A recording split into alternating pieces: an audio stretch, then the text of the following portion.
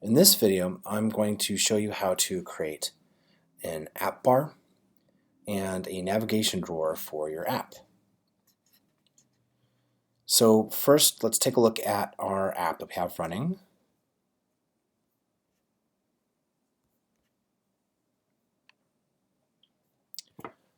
Notice we have a simple app here with a single activity and two fragments, second fragment and main fragment. And right now, we're using a button to navigate to second fragment and then just using the back button to navigate back. Not very elegant. You also notice that we already have an app bar right here. It just has the name of our application. So again, not terribly fancy. This app bar is being provided to us by the Android system. And really all we have to do to get this app bar is set a specific theme that tells Android that we want an app bar.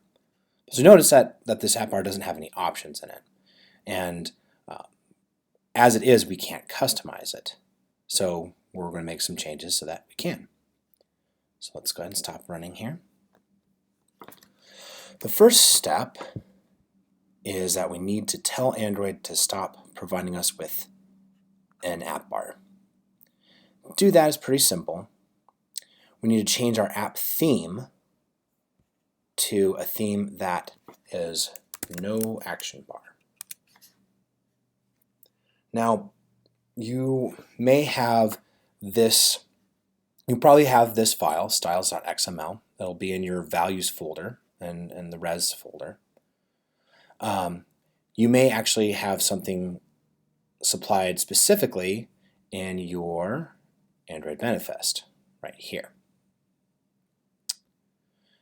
Either way, wherever you have your app theme defined, you need to change it so that you're inheriting from a theme that has no action bar.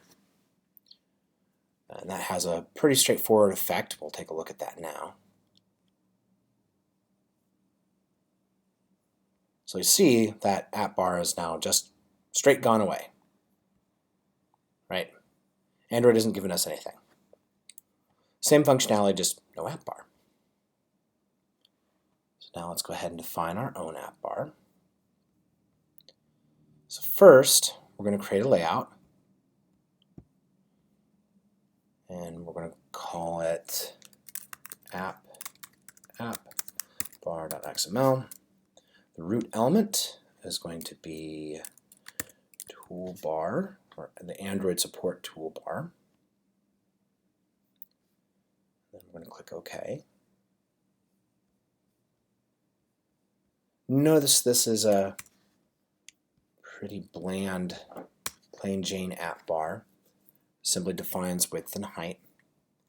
What we're going to do, we need to do a bit more with our app bar. I'm going to copy and paste that over here. So you notice that with this, we've added a couple of things. One is that we've requested one of the built-in themes from Android, this appcompat.actionBar theme. That gives us the base styling for an action bar, for an app bar, without getting all the extra stuff that Android would provide to us. And you'll notice that I'll switch between action bar, app bar, and toolbar. It's all basically the same creature. It's all the app bar that shows up at the top of your app. I'll try and stick with app bar. You also notice that we have this setting right here, the pop-up theme setting. And that, I believe, is the setting that gets applied to the overflow menu and to pop-up menus that show up on our screen. Now, two other things worth noting is that you'll also notice that we have this interesting question mark in our attribute for our layout height. I believe what that does is it says if this setting, action bar size, exists in the project, use that. If it doesn't exist, use some default value. So same thing here. If there is a primary color defined in the style, use that. If not, use a default value. So that's our app bar. Now you'll notice that our app bar doesn't have any settings defined in it. So we're actually going to define two settings, a share setting and a settings setting, or well, a share action and a settings action. So we're going to do that next. Go ahead and close this. We don't need that anymore. Now we need to create a new menu, or a new menu folder. So we're going to click New, Android Resource Directory. Resource type is menu. I'm going to click OK. That just gives us an empty folder. These folders are important how they're named. There are only a handful of names that Android recognizes as res folders. So that's why you want to be careful that you're using the correct name for your folder. So in the menu folder, we're going to create a new menu resource file, and we're going to call it AppBar items. Now this name is not important. The name of your XML file is not important. You can name it whatever you want, .xml. Just be consistent. I prefer to give them names like AppBar and AppBar items, because that way I know what it is I'm looking at. Hit OK. All right. Notice that we've got an empty menu element. Well, we're going to put our menu items in here, in this empty menu element.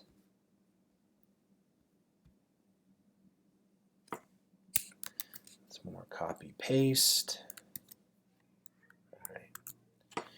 So you'll notice that we have two items here. We have a share item and a settings item. Now, the share item has an icon applied to it. And you'll notice that this icon, interestingly enough, is one of the built-in icons that Android has available for us to use. If you're looking at a resource and it says @Android:, that means it's one of the built-in resources that the system has applied to it. You also note that I have set the show as action to if room. What if room means is that if there is enough space in the app bar to show this icon, then it should be shown. If there isn't enough room, put the action into the overflow method and show only its string, the string associated with it. Now you'll notice that on the other item, on the settings item, I have show as action shown to never. That means that the settings will always show up in the overflow menu. It probably doesn't make a whole lot of sense right now, but when we run it, you'll see what I mean. So let's go ahead and close this. We've done what we need to do here. We can close this. We don't need that anymore. Don't need that anymore. So now we need to actually add our item, our app bar, to our layout, to our activities layout. So here's our activities layout file. We're going to put it at the top because we want it to push everything down. We want it at the top of our app, right? We're going to give it an ID. And you'll note that this include element has a value layout, which specifies the layout that we want to inflate here, which is that app bar that we created earlier. So now that we've gone through the layout and created the layout for our app bar, now we can hook up our Java code for it. There's actually two steps that we need to take in our host activity. First is that here in onCreate, you'll notice that I've created a private a field for the toolbar. I'll set that to private. And now we're going to set our toolbar as the toolbar for the system, or really for the app while the app is running. We'll set toolbar equals toolbar find view by dr.id.toolbar. Get reference to it, and we store it in that variable. Next, we're going to call set support action toolbar. That right there. And we're going to pass in reference to toolbar. One last thing that we need to do. So what this does is it sets the toolbar that is currently defined in our host, our activity host layout as our toolbar. And of course, this is going to pull in the layout from our layout file. Now we need to associate the layout, the AppBar layout, with the items that we defined. And we actually have to do that in a separate event handler called onCreateMenu or onCreateOptionsMenu. So come down here, and we're going to generate override methods, and we're looking for onCreateOptionsMenu, which I believe is all the way down here. I'm going to click that.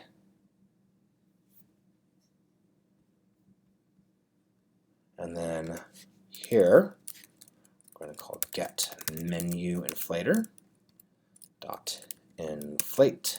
Then we want to pass an r dot menu dot appbar items. And then we're going to, so that pulls in the appbar items that we defined, and then we're going to say, okay, we also want you to apply this to the menu that has been set as the menu for our app, as we did up there. Right. So if we run this, it should work.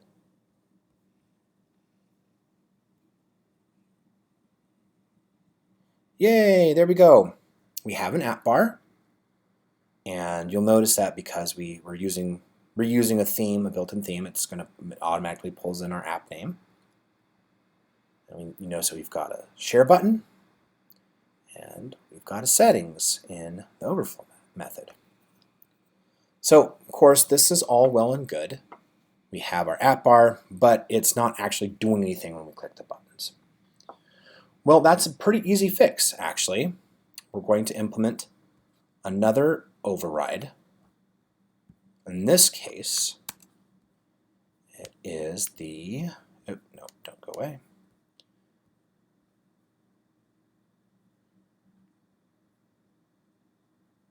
The onOptionsItemSelected override. So let's see if we can find that.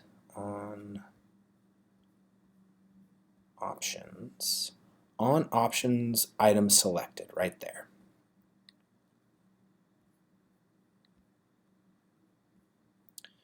So what we're going to do is we need to detect which item was clicked, right? Because we have two items in our app bar, and we want to behave differently. We want our reaction to be different depending on which item was clicked. So here we're going to use a simple switch case statement. So switch item dot get item ID, right?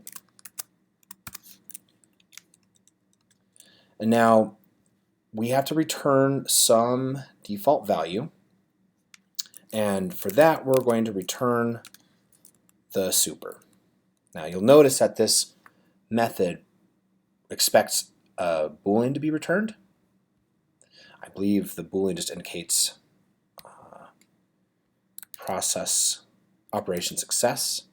Well, what we're going to do is we're going to set our super.onOptionsSelected item as our default value, so that no matter what happens, that's going to get called. And we always have a default value. Remember, it's always important to know what your default behavior is, so your users don't have something weird happening. So now we're going to set our two cases, which is case.r.id.actionSettings, right?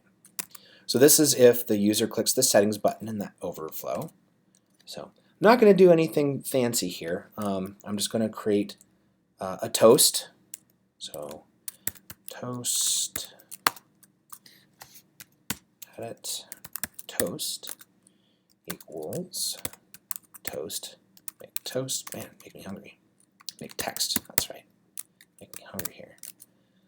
This settings clicked and toast.length short.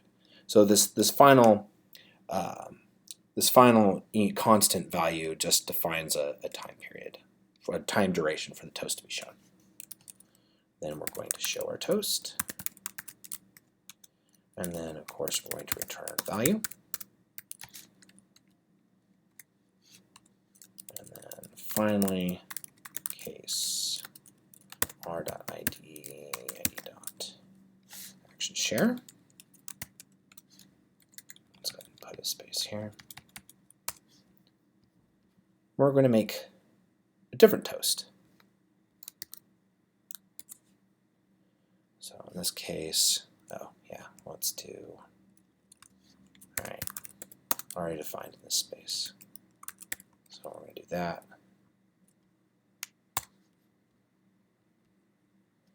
Move the definition of our toast variable up so that we can do what we need to. And then you'll notice that for action.share, say share clicked, toast length short. All right, so really just being able to respond to items in the app bar doesn't take a whole lot of code. You just have to override this method and then detect which item was clicked. So let's see this in action. All right, so we click this. Yay, share clicked.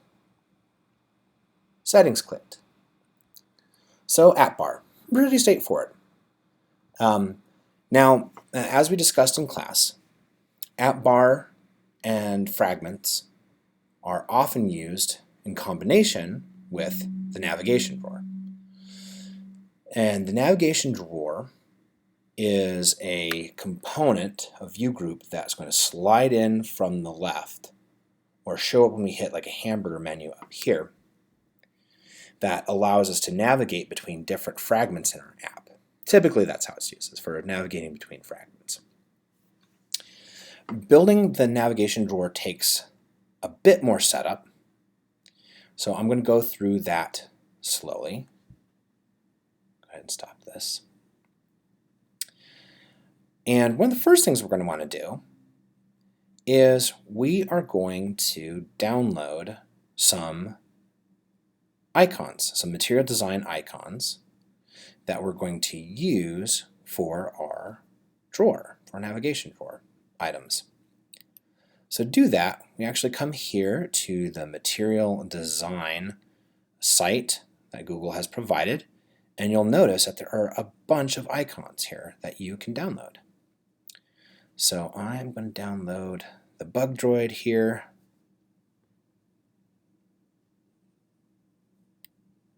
And actually, let's go ahead and see if I can increase the size. Let's do 24. And we're going to download it again. You want to download an SVG. The SVG is a format that allows you to create images using XML. And by using SVG items, we can really easily import and resize. I mean, that's the benefit of SVG, is that it dynamically resizes based on the screen size, so it's very responsive by nature.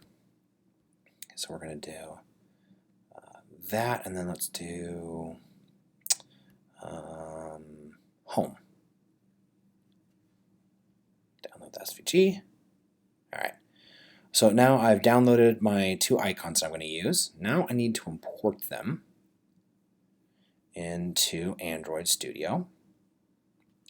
So I'm going to right-click App, I'm going to click New, then I'm going to come all the way down here to Vector Asset.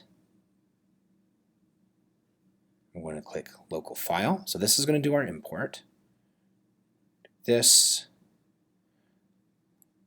we're going to pick our downloads. So you notice that we have Android here, so we're going to pick that. And then just select the default options there.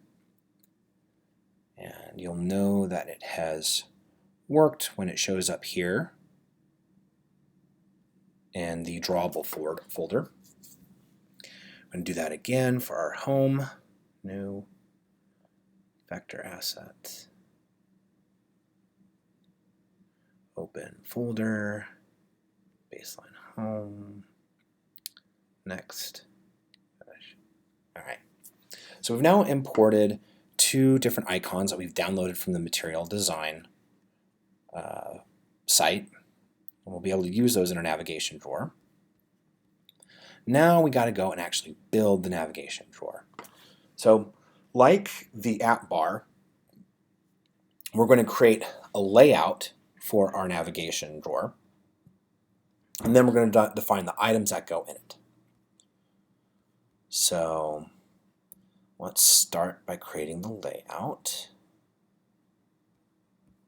New layout resource file.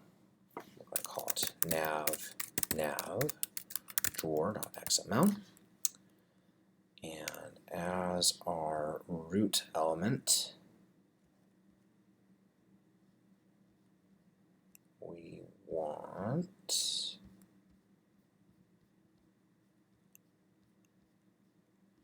a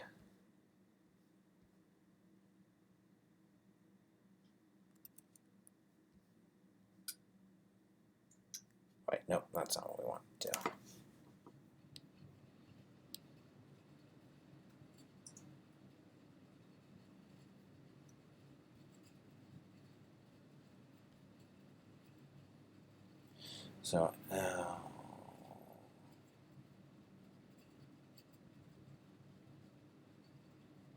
So what we want to do is we want to create some items for our nav drawer. So we're going to create nav drawer items .xml.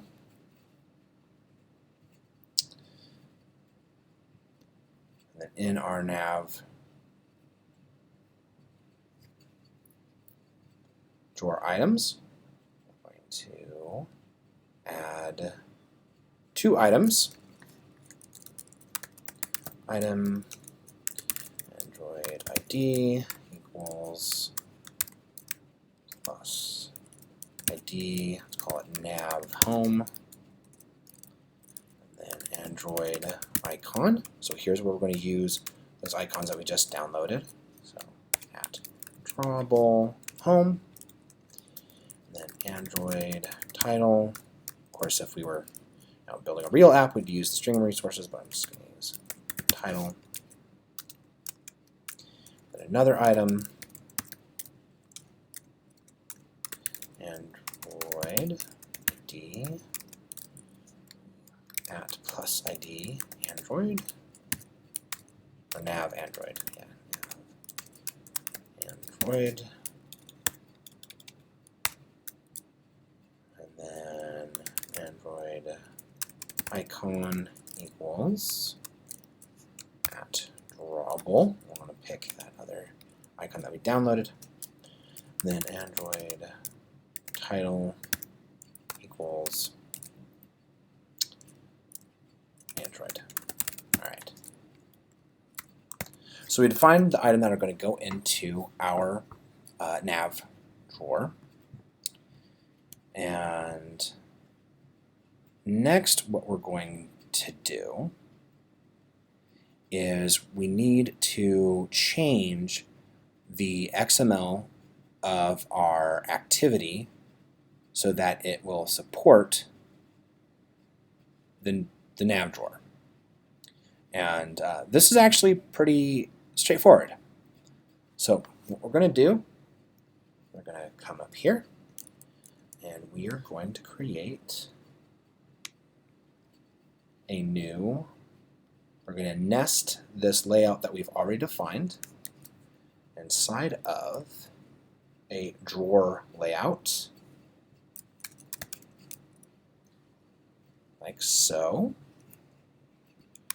Tap that.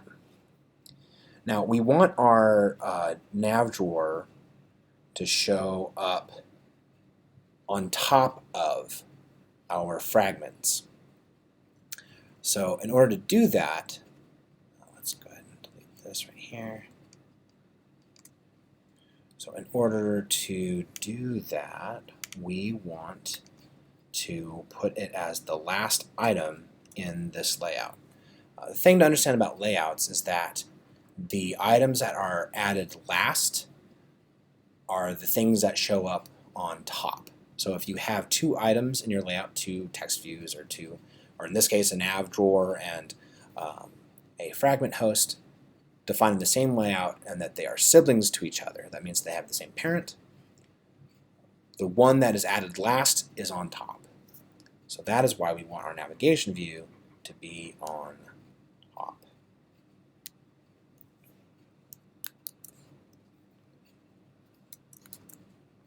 Do that. Nav drawer items. Okay. We define, given it an ID.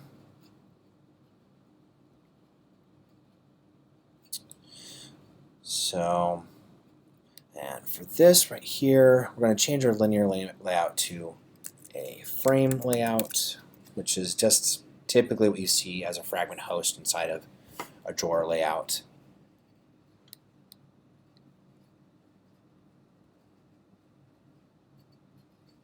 And then this should work. Hopefully the demo gods will be with me.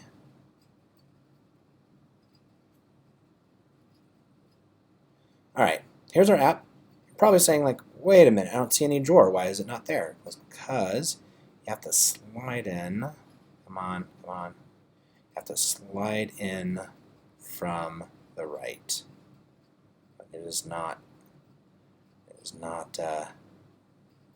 there we go. There you go. It's starting to peek out. There we go. Yay! Kind of hard to do with the trackpad, but you get the idea. So here's our nav drawer. Two items on it. We click them. Nothing happens because we haven't wired anything up. All right. So now we're going to set this up so that it responds to user clicks.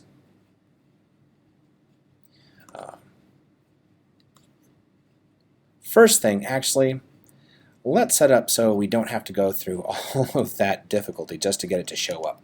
We are going to add a hamburger. So the hamburger, I believe there's a proper term for it, the navigation expansion button, I don't know. Everybody calls it the hamburger. It's just the three lines that are usually in the top left corner of your app that shows or hides the navigation menu. And we're going to create that right now. So there's a little bit more code that we need to add to our onCreate method. I'll do that here.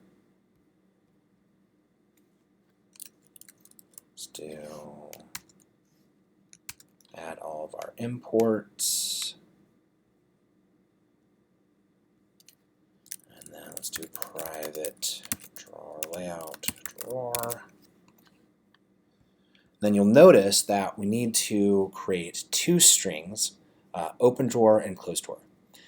These are required. It's for accessibility reasons, and you can be, if you want your app to be very accessible to people using screen readers, then you'll probably want to be a lot more eloquent. Since I'm doing just a quick demonstration here, I'm going to be relatively unelegant. So let's see here, string name nav open drawer,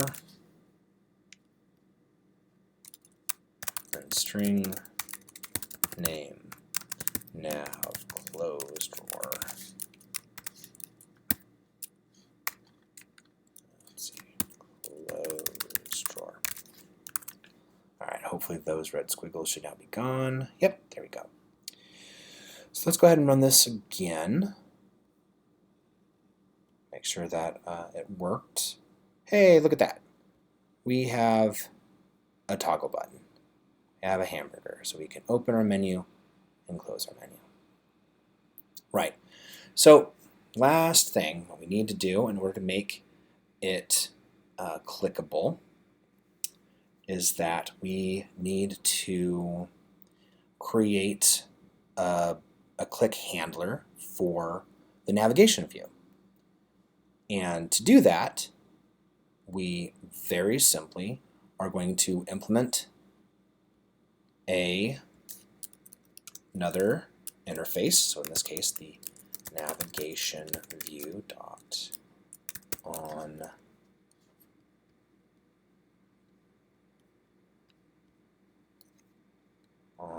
navigation item selected. Do this. Nope, that's not what I want. That. Do that.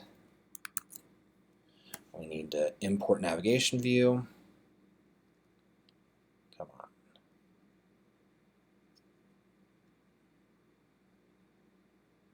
Thank you. There we go. All right, now it's getting mad at us because, of course, we haven't implemented that yet. So we're going to say, okay, implement methods. We want to implement on navigation item selected. So we're going to click OK. And we get this. Here's another one of these events that returns a Boolean. So just good to know that we have to return a Boolean. And so a couple things we have to do here. One, we're going to capture a reference to our navigation view. Next is that we are going to then actually get the reference to the navigation view. Find v by dr.id dot nav view. Let's make sure that's what we called it. Yeah, we called it nav view right there. Well, you also notice that here we've actually defined the items that are going to show up in our navigation view using the app_menu. That's awesome, our setting. So next, we're in navigation view dot set navigation item selected listener, and we're just going to pass in a reference to this activity. So now, similar to what we did before with the on options item selected menu, we're going to create a switch menu item dot get item ID.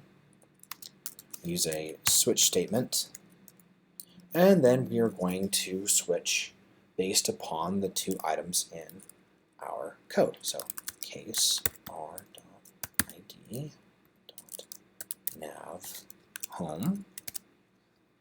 We're going to do something. We'll get that in a moment. Then case r.id nav Android. We're going to do something else. And then we want to create some sort of default behavior. Right. So in this case, we want to navigate based upon what button was clicked in our navigation. So to do this, we're going to create a fragment, new fragment. We're not going to define it yet because it's just going to hang out.